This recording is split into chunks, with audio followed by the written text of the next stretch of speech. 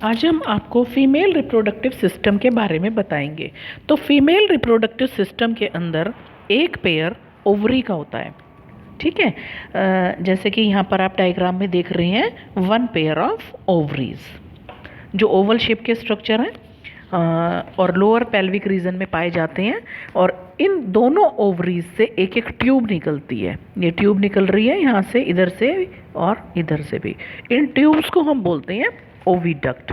अब ये दोनों ट्यूब्स जब मर्ज हो जाती हैं तो एक बैग जैसा स्ट्रक्चर बनाती हैं जिसको हम बोलते हैं यूट्रस। यूट्रस ऊपर इन्वर्टेड पियर की शेप का होता है, तो नीचे जाकर ये थोड़ा सा नैरो इसका पैसेज हो जाता है जिसको हम बोलते हैं सर्विक्स। और ये फिर उसके बाद आता है एक्सटर्नल जेनाइटिलिया और वेजाइनल पार्ट। और ये सारा का सारा पेल्विक रीजन में प्रेजेंट है। अब इस सिस्टम के साथ साथ one pair of mammary glands भी फीमेल रिप्रोडक्टिव सिस्टम के अंदर ही कंसीडर की जाती हैं। और इनका वर्क क्या होता है कि ये फंक्शनली सपोर्ट करती हैं ovulation, fertilisation, pregnancy, child birth और चाइल्ड केयर में। तो ये पूरा का पूरा सिस्टम इन सभी वर्क्स में हेल्प करता है। ओवरीज क्या है? ये प्राइमरी फीमेल सेक्स ऑर्गन है जो एग प्रोड्यूस करने का काम करते हैं और साथ साथ इनसे कुछ हार्मोन्स, स्टेरॉयड हार्मोन्स जिनको हम ओवेरियन हार्मोन बोलते हैं, वो भी सिक्रीट होते हैं। ओवरीज लोअर एब्डोमिनल कैविटी में प्रेजेंट होती हैं, दोनों साइड में एक एक। अगर इसके साइज की बात करें तो हर ओवरी 2 से 4 सेंटीमीटर तक लेंथ की होती है और पेल्विक वॉल से ये कनेक्टेड होती है। और साथ साथ यूट्रस के साथ भी ये लिगामेंट्स की हेल्प से, यहाँ पर ये दिख रहे हैं ओवेरियन लिगामेंट बोलते हैं, लिगामेंट्स की हेल्प से ये यूट्रस से जुड़ी हुई होती हैं। हर ओवरी के चारों तरफ क्या पाई जाती है? जैसे ये ओवरी है तो इसके चारों तरफ इपिथेलियम की एक लेयर पाई जाती है। अब ये इपिथेलियल लेयर क्या कर रही है? बीच वाले पार्ट को सराउंडेड कर रही है।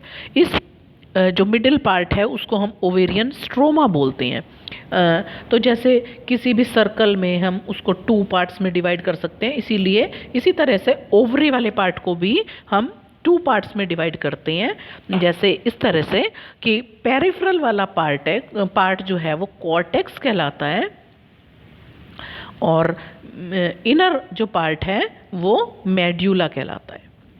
तो outer cortex and inner medulla.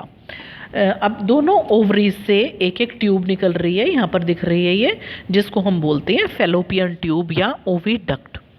और इनकी ये जब दोनों ट्यूब्स मर्ज होती हैं तो यूट्रस बन रहा है और फिर बनती है नीचे आके बनता है वेजाइनल पार्ट जो यहाँ पर आपको दिखाई दे रहा है।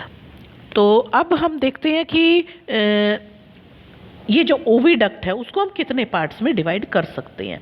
तो यहाँ पर इस डायग्राम में हम देखेंगे कि जो ओविडक्ट्स हैं उसका एक पार्ट हमें दिखाई दे रहा है कि ये ओवरी से साथ में कनेक्टेड है जो पार्ट, उसको हम बोलते हैं, ये फनल की शेप का हमें दिखाई दे रहा है। यहाँ पर फनल की शेप का स्ट्रक्चर दिखाई दे रहा है जिसको हम बोलते हैं इनफंडेबुलम। और इनफंडेबुलम में इस तरह के फिंगर लाइक प्रोजेक्शंस हमें दिखाई दे रहे हैं जिसको हम बोलते हैं फिम्ब्री। अब इन फिम्ब्री का वर्क है कि ये ओव्यूलेशन के बाद जो है ओवा को कलेक्ट करते हैं और फिर उसको ट्रांसफ़र कर देते हैं फैलोपियन ट्यूब के अंदर। अब इनफंडेबुलम जो है वो क्या हो रहा है? इनफंडेबुलम वाला पार्ट इस जगह पर ओपन हो रहा है। ये चौड़ा वाला जो पार्ट है इसको हम बोलते हैं एम्पुला। ठीक है। और एम्पुला के बाद जो लास्ट पार्ट है, ये वाला लास्ट पार्ट है, इस पार्ट को हम बोलेंगे इस्थमस। ये थोड़ा सा इसकी ल्यूमन नैरो होती है और फिर जब ये दोनों साइड के इस्थमस मिल जाते हैं तो उससे क्या बनता है? यूट्रस बनता है। जैसे यहाँ पर ये चीज़ बन गई, दोनों के मर्ज होने से इस्थमस के यूट्रस सिंगल होता है नंबर में और इसको हम वॉम भी बोलते हैं। और इसकी शेप की अगर बात करें तो ये हमें दिखाई दे रही है, ये इन्वर्टेड पियर की शेप होती है। और ये भी पेल्विक वॉल से लिगामेंट्स की हेल्प से जुड़ी हुई होती है। यूट्रस फिर ओपन हो रहा है वजाइना में, किसके थ्रू? एक छोटी सी नैरो पैसेज के थ्रू, जिसको हम क्या बोलते हैं? सर्विक्स बोलते हैं। अब ये जो कैविटी है सर्विक्स की, यहाँ पर दिख रही है, ये जो सर्विक्स की कैविटी है, इसको हम सर्वाइकल कैनाल भी बोलते हैं। अब ये जो सर्वाइकल कैनाल है, बेबी का बर्थ इसी पैसेज से होता है, तो इसको हम बर्थ कैनाल भी बोलते हैं।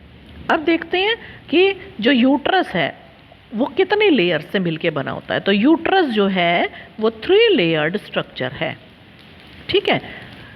सबसे अंदर वाला 1, फिर 2, फिर 3, इस तरीके से।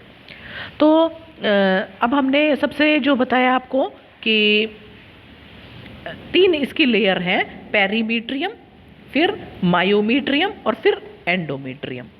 तो ये हो गई नंबर 1 पर एंडोमीट्रियम, मिडिल वाला हो गया मायोमीट्रियम और आउटर वाला हो गया पेरीमीट्रियम। अब इनका वर्क क्या है? जो एंडोमेट्रियम वाली लेयर है, इसके अंदर तो मंथली चेंजेस आते हैं, जिसको हम मेंस्ट्रुअल साइकिल बोलते हैं, उस टाइम पर इसके अंदर चेंजेस आते हैं। और जो मिडिल लेयर है नंबर 2 वाली, जिसको हम मायोमेट्रियम बोलते हैं, ये किससे बनी हुई होती है? ये मस्कुलर लेयर है, और इसके अंदर ये बेबी की डिलीवरी में हेल्प करते हैं, क्योंकि यहीं से कॉन्ट्रैक्शन स्टार्ट होते हैं। तो ये कल हम आपको एक्सटर्नल जेनाइटिलिया के बारे में बताएंगे।